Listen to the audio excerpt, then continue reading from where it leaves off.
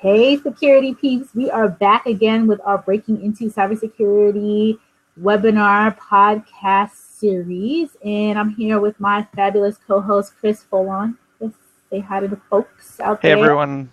And with our special guest, Amanda Berlin. Amanda, say hi to everybody. Hello. And we are super excited to have Amanda here because Amanda has her own podcast. She does a lot of speaking. She's broken into cybersecurity. She's in Ohio. She has tons and tons of things to tell us.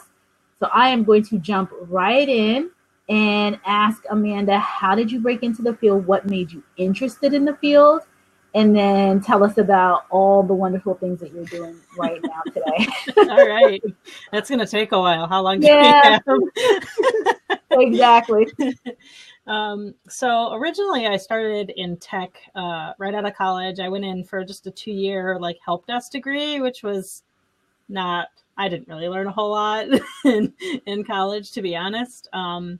I just needed a job because I already had a kid. So I just wanted, a quick 2-year degree so I could get out and start working. Mm-hmm. And I just fell in love with tech in general. I worked at an ISP for 3 years doing tech support, just with dial-up modem strings and DSL support and, website support, that kind of stuff.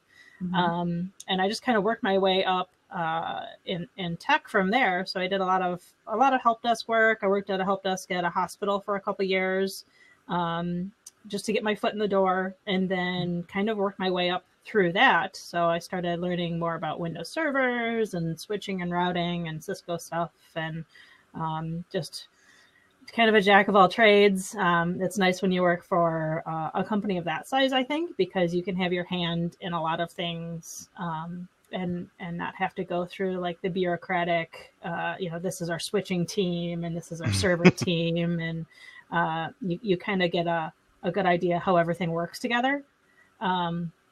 And then, I didn't realize I was already doing security during that entire time. I didn't realize how much it came into play, my day-to-day, work, until I found out that there was an entire industry built around security. And I didn't really even know that. I just knew I was doing security things, but I didn't know it was an actual job that you could do. And I think, one of the biggest turning points for me was when I was doing that net sysadmin stuff at the hospital, is we had a pen test. And one of our first pen tests was from Dave Kennedy. And he came in and I was talking to him about just stuff. And he was letting me watch him pen test our network and ask questions, and kind of did a little mentoring thing while he was there.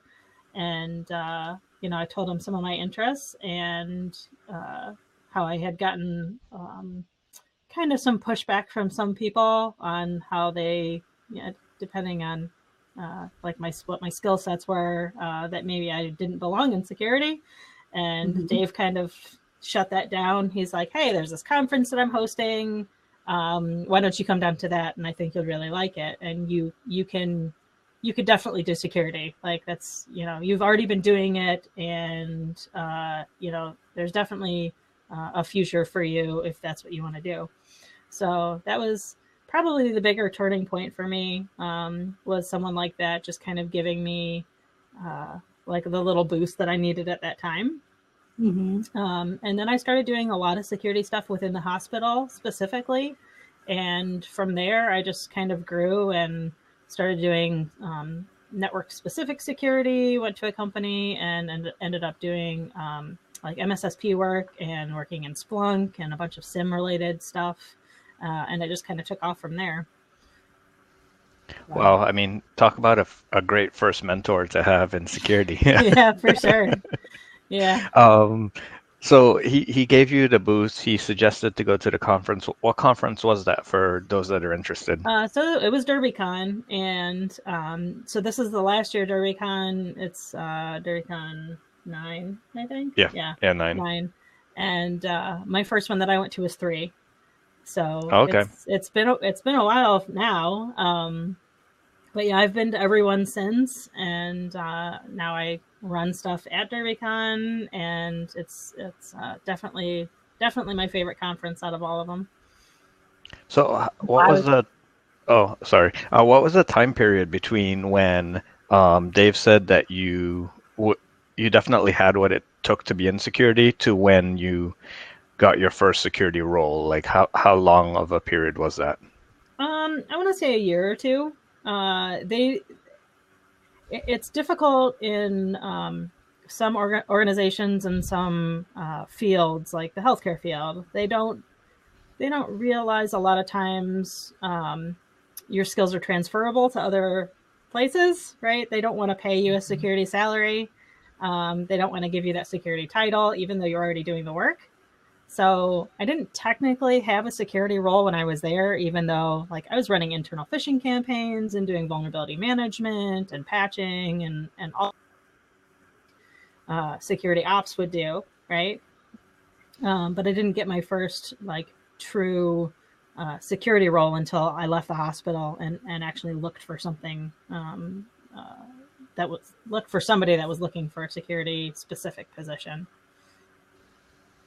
I have a quick question. Why is DerbyCon your favorite? It's, other than it being my first conference and kind of getting me into it, just the amount of people that I've met there that have taught me things or that I've just made connections with, and we teach each other things. It's a really good atmosphere to learn and to network, and everybody's usually just really open. With me, you can just walk up to somebody that like maybe they have 80,000 followers on Twitter and wrote this tool that everybody uses, but they're just sitting there. Like you can go up and talk to them about whatever you're interested in, and everybody was always really super open and welcoming. Yeah, we hear that a lot, and when we talk to people looking to break into the field, we always recommend they go to various conferences. We like I know Chris and I tend to like the smaller ones, the more local, the B-Sides one that we were both at recently, B-Sides Nova. And so that's why I wanted to hear from you as to what makes it exciting for you, because we share with people all the time that exactly what you said. You want to go and meet people, and you'll meet these gurus in the field that typically in other professions you typically wouldn't get to meet someone like that. And right, for sure. The cybersecurity community is just so open and so giving and so like collaborative that we share that with people, and especially people coming outside of the industry. They tend to be in awe of the fact that you can walk up to a Chris Roberts and who's the person that you met? Oh, Dave Kennedy. Yeah, Dave Kennedy. Like, these people are at the very top of their field, and they'll have a conversation with anyone, right, who wants to be, and they're just so passionate about the industry. So. Yep. What are some of the things that you do to stay current, to stay on top of your game? Oh gosh, definitely going to conferences and listening to talks, even if I don't go or if I don't watch talk while I'm there. Like I always break out a list of things that I want to learn from the talks that have been recorded. And there's just so much information out there on YouTube and stuff that lately I've been learning a lot of SQL, which isn't like specifically security related, but the company that I work for right now, it's really coming in handy because that's a lot of what our detections are going to be built on is SQL queries. So I've been learning a lot of SQL lately. And just using like a couple of the websites that are out there, like there's a W3 Schools and I can't remember some of the other ones. I have like a lifetime membership to O'Reilly and Safari Online. Oh, nice. So I use a lot of that. So yeah, a lot of reading, a lot of podcasts. I listen to a lot of podcasts. So you and Chris have something in common. He's the podcast king. Right. That's how I came across Amanda. couple of years ago, just as her podcast was starting. That's how I came across that and started adding to my list from there. But I've been on BreakSec for a little bit over 2 years now. They've been going for I think 4 or 5, but I've been on it for 2 years, and I didn't think I would learn so much just podcasting. We have people that come on as guests all the time, and half the time I have no idea anything behind what they're talking about. But boy, do I learn a lot, just by researching it beforehand, and when they're on, like, I'm learning as much as the listeners are. You're just there to facilitate sometimes. Mm-hmm. So tell us more. Tell the audience more about your podcast, since everyone might not know about it. Oh yeah. So I'm on Breaking Down Security, and breaking is spelled Brakeing, because the guy that started it is Brian Brake, and it's kind of like a pun off of his last name. Mm-hmm. We get all the time, like, do you know that you've spelled breaking wrong? Like, we'll hand out stickers or did it on purpose. Yeah, it's totally on purpose. Don't worry, we get that question a lot. And we really just have we try to not do news of the day, because there's a lot of news of the day podcasts out there, but a lot of times whatever news is out there is too big to not talk about when you're in security, right?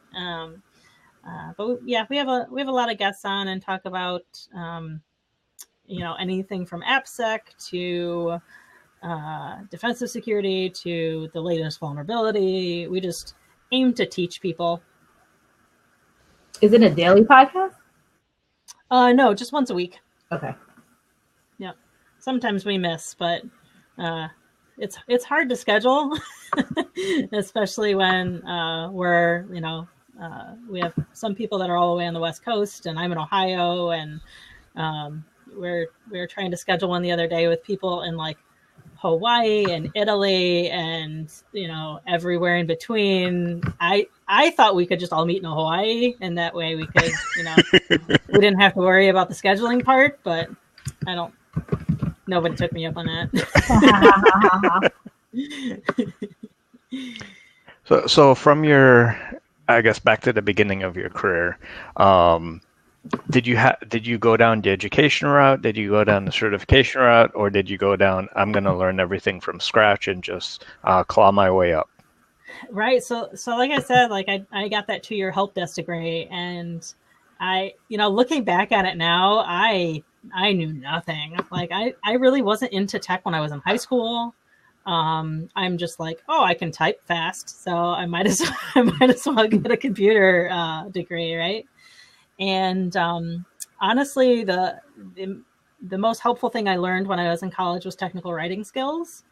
And I think a lot of times that's really lacking in our industry is good writing skills, good report writing skills, all that kind of stuff. A lot of people will focus on the technical content and kind of forget about that. But yeah, I mean, I learned mostly on the job. I got like Cisco cert and Microsoft certs for when I was doing sysadmin stuff. And then ever since then, it's just been on the job, go, nothing. I don't want to say college is a waste of time, because I mean, it does help a lot of people, and a lot of people do learn well that way. It's just definitely not for me. But Amanda, you did a 2-year degree though, right? I did, yeah. Okay. And a 2-year degree did help. It helps you get past a lot of HR stuff. Mm-hmm. And bachelor's degree is going to help you even more. And the higher level degrees are always going to help you if you want to get into more senior level management. If you ever want to be a CISO, 2-year degree for me is probably never going to cut it. You have somebody out there that has a master's in computer science, they're definitely going to get it above me. But yeah, again, I never plan on being a CISO. I'm not polished enough. And I have a hard time holding my tongue. So I'm better like behind the scenes. Well, it's back to your technical writing piece that it's lacking in this industry, and that goes for communication in general. You have to be able to tailor your message to your audience, and I think some individuals need polishing on that, and that's something I'm working on as well. But that communication piece overall is definitely very critical if you want to be able to relate your security concerns to the business, as well as be able to translate the business concerns to the security folks, because it's a two-way street. For sure. And a lot of politics comes into play with that, right? You have underlying politics with your different communication skills, and I have to try. I can do it. I just have to try way harder than I should, and I don't enjoy it. I was going to bring that up, like in the CISO space and just executives and leadership as a whole, the level of politics that goes into some of these organizations, and you don't want to irritate this one or piss off that one, and and at the end of the day, the business is running because it's a business, and from a security standpoint, a lot of the times, which it happens a lot in HR too, which is like, oh, you're putting up barriers for us, whereas it's not really a barrier. It's more like, okay, this is what is going to keep you out of trouble. So I, from a person who was in HR and then moved into security and then back to HR, I totally get what you all deal with on a daily basis, because I sometimes have to deliver those tough messages too, which tend to, people aren't happy when you tell them they can't do something or they're doing something wrong or whatever. Or that will put the company at risk, which is really the bottom line for all of it, right? Yeah, all comes down to money. Mm-hmm. Yeah. Mm-hmm. Absolutely. Going back to your earlier transition from the hospital where you weren't in a security focused role to when you were looking for your first security role, you mind sharing with the audience some of the challenges, struggles, successes that you faced during that transition? Sure. Yeah. Transitioning roles is always hard when you're trying to go from one to the next and not take a significant pay cut. Especially if you've already been in kind of an industry already, you're making decent money, you've been doing it for a while. It's hard to make that shift and still retain the same lifestyle you had, but still go in the direction you want to go. So I was lucky enough to find a role that kind of just added security to what I was already doing. It was basically just it was an MSSP that did firewall role management and like VPN management and stuff like that. So it was stuff that I already knew how to do. They just happened to have the security title added to it. You just have to try and look for that kind of stuff that it all goes around to what the company titled it as, right? So job titles are weird. They change from one industry to the next, and it may be, a completely different skill set, or it might be just a completely different title. I think that's one of the more challenging things, is trying to find what you're looking for, but not knowing exactly what it's going to be called. I think sorry, Amanda, go ahead. No, it's all right. And I was just lucky enough to get a network security role. And then, when you have that security word in your title, being at a company that'll let you move around into different roles also helps. So I went from network security in one company to security architect in the same company. And you can kind of cross-train when you're in a company like that. That's why I really like MSSPs, because you kind of have sometimes a broad skill set within that organization, and you can kind of cross-train without having to, look for a different job. And that can help a lot of times too. Yeah, you made a good point about job titles, because that comes up to me. That happens a lot. People ask me a lot of questions around applying to different roles, and I always share exactly what you talked about just now, that a lot of these titles, different companies have different level schemes. They have different, a manager in one company could be a VP or a director in a different company. I always used to say in banking, there's hundreds of VPs, because it's typically the person that has a couple years experience, whereas in a corporation, a VP has 200 people under him or her. Right.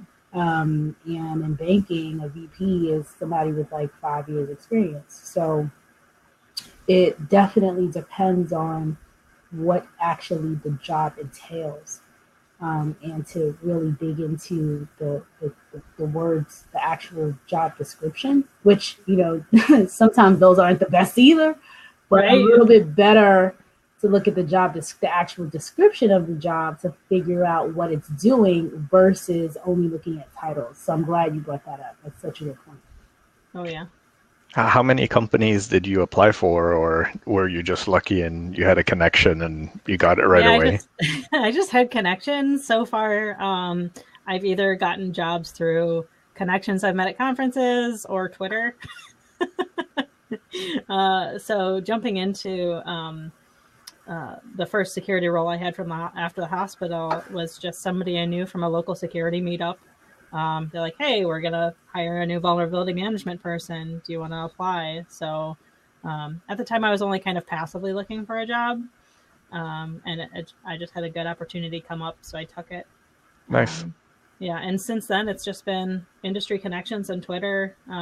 It's amazing once you network with all the right people and have just this big support network. How you can help people, how you can, and once we start hiring, it's going to be great because we have just this huge pool of people that we know that we can, say, hey, who's looking for a job, as opposed to having to, recruiters are great. There's some recruiters that are terrible, but there's some recruiters that are really good at what they do, especially in the tech space. And, but not having to rely on them all the time is nice. Yeah. Some of the best managers that I've worked with in security, they typically have a huge network and they have people that they reach out to. And then we supplement them and we find them the real purpose for, folks that they can't, they either don't have a connection to or they can't find, or the people that they reached out to aren't available at the time or what have you. But having that network of people to be able to call on, especially when you already know, you know something about them, you probably know their work ethic, somebody will be able to vouch for this person. It's always just like a whole lot better than going out into the cold, wild world of recruiting. It sure makes it a lot easier. I mean, I'm not saying it's not possible without it, but it's made my life way easier just networking with people. Yeah, for sure. And speaking of applying via networking and Twitter, I know one of the other hidden areas for finding jobs are informal Slack channels, like Breaking Down Security Slack channel. They have a channel just for jobs, and everyone that's on the Slack channel will post jobs that they saw in their areas, and then everyone else that's in that channel will get to see as well. And that's why it's so important to network, because then your reach becomes so much further. Mm-hmm. Yep, exactly.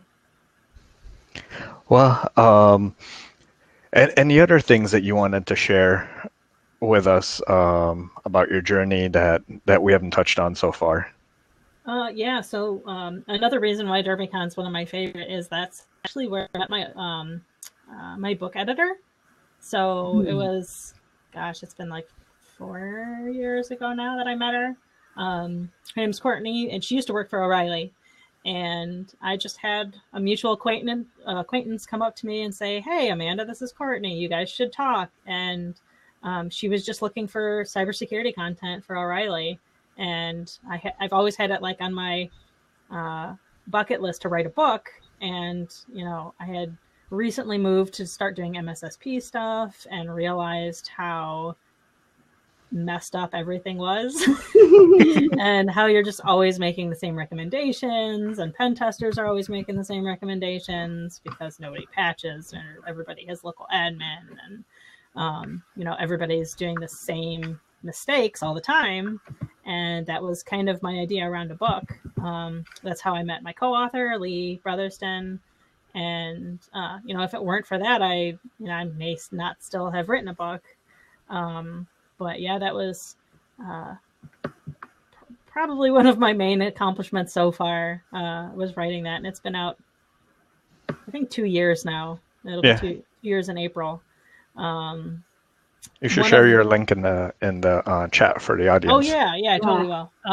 But it's called the Defensive Security Handbook. It's on Amazon and stuff. And if you have a Safari subscription, it's on there.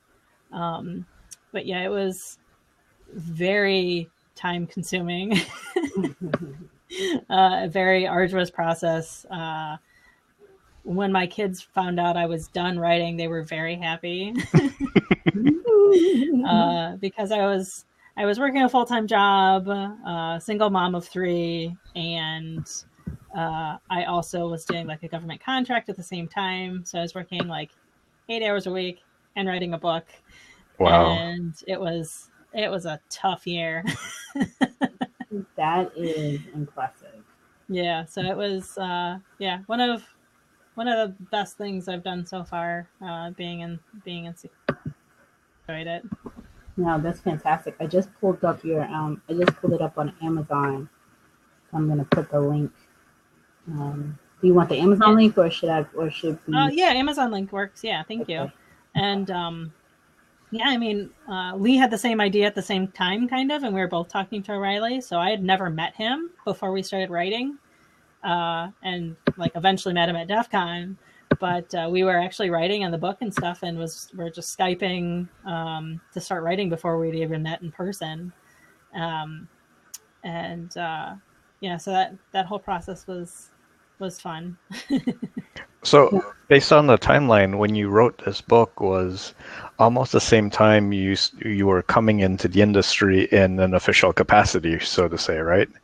So it was maybe like 2 years after. Okay. Yeah. So did it, in researching the content for the book, did it just help reinforce some of the things that you were doing, or was it all new learning, or? A lot of the stuff is stuff I was already doing. We wrote it to be the book that we would have wanted when we started in IT. Mm-hmm. Because, when I started at the hospital, it was, one of the most insecure networks I've been on. And, us and the team there, like, built it up and made it way better. Now I'll actually go there as a patient and not be too scared. But we wrote it for us, the previous us. It was stuff that we were already doing and implementing, like the vulnerability management and patching and good password policies and all of the basics that people complain about all the time that nobody does. Mm-hmm. We wanted it to all be in one spot. Okay. Right? So that's why we wrote it, and it's one of those things that. We'll update it every now and then, but it's kind of timeless, right? Because, people still have Windows 3.1 on the internet. So it's going to be a while before that's at least the concepts are outdated. And we tried to put it together so like anybody starting a security program would kind of be able to follow it step by step if they wanted to, and kind of jump around if they wanted. But yeah, hopefully it makes somebody's life easier. Great. We're approaching the end of the half hour. I always like to ask one final question. If you had to give anyone listening one piece of sage advice as they're transitioning, what would it be? Definitely network more. Go to your local B-sides. Go to your local security meetup. Like I have several. I don't want to say around here because nothing's near me in Ohio, but I go to Detroit or Cleveland and just meet people in the industry. Get on Twitter if you don't have it already. It's all of that's been super helpful. That's awesome, Amanda. Well, thank you so much for being our guest today, and we appreciate you. I'm definitely going to check out that book. I put it in our little chat section.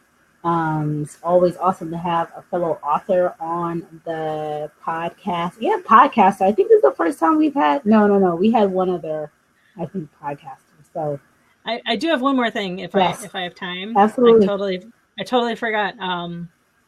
So recently at this last DerbyCon, we had the first mental health and wellness village, which kind of spun off a whole new nonprofit that I'm running with a couple people called Mental Health Hackers. And we actually just run wellness villages at conferences. So for people that have any type of wellness issue, mental health issue, or I'm sure if you don't have it, you know somebody that does. We're just teaching more people about mental health in general and coping skills and all that kind of stuff. So we're coming to a few conferences besides Austin, besides San Antonio, besides Nashville, and Layer 8 conference. Also with talking to like 20 others. So that's exciting. For those. Yeah, absolutely so needed. Please put the link in the chat box. Yep. That we have that, and it'll be here for folks when they come and visit after the recording is done. Okay, awesome. Well, thank you, Amanda. Thank you, Chris, and we will see everybody next week. Thanks, everyone. Bye. Take care. Bye. Bye-bye.